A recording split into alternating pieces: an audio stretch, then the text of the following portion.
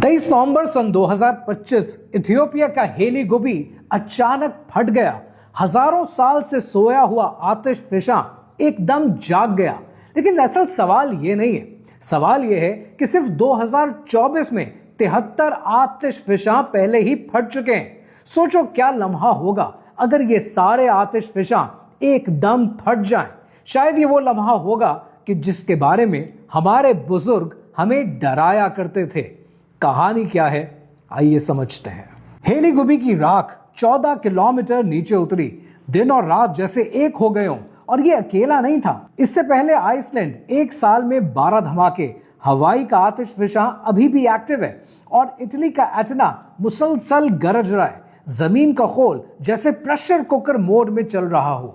आपको पोम्पे का वाकया तो याद है, जहां आतिश फिशा फटने से 20,000 लोग एक साथ मारे गए। ये अजाब इलाही था। और फिर 1883 का क्राकाटुआ का वाकया आपको याद होगा, जहां पर गूंज इतनी तेज थी कि वो सिडनी तक सुनाई दी गई। पैसिफिक रिंग ऑफ फायर में तकरीबन 450 आतिश फिशा हैं, यानी 90% जलजले। 1 अरब इंसान इस खित्ते में बसते हैं। साइंटिस्ट कहते हैं कि एक बड़ा धमाका बाकी आतिश फिशा को, वॉल्केनो को जंजीर की तरह जगा सकता है। अगर कभी ये जंजीर चल पड़ी तो पूरा पैसिफिक नक्शे पर सुर्ख आग का हल्का बन जाएगा। और अगर कभी ऐसा हुआ तो पहले 10 मिनट में 9 रेक्टर स्केल के जलजले, पहले घंटे में 100 फुट बुलंद सुनामी, पहले दिन राख के बादल और सूरज गायब, पहले 1 हफ्ते में आतिश फिशा की सर्दी यानी टेम्परेचर गिर जाएगा, पहले साल में फसलें तबाह, कहत, फैमिन, निजाम टूट जाएगा।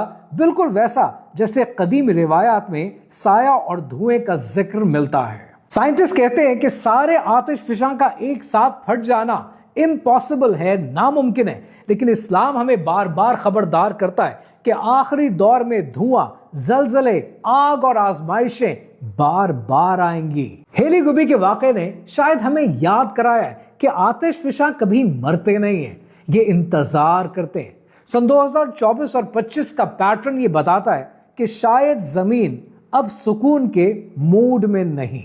अब सवाल सिर्फ एक है कि अगला धमाका कब और कहां होगा और हम उसके लिए कितना तैयार हैं। लेकिन आपने एक बात याद रखनी है कि जब कभी ऐसी तबाही आती है तब तबाही से हिफाजत साइंस नहीं देती है, तबाही से हिफाजत तौबा देती है। आज शायद वक्त आ चुका है कि हम ये सोचें कि हम अल्लाह सुब्हानहू तआला से किस हाल में मिलना चाहते हैं। इसलिए हमेशा अल्लाह सुब्हानहू तआला से हुस्नुल खात्मा मांगना चाहिए।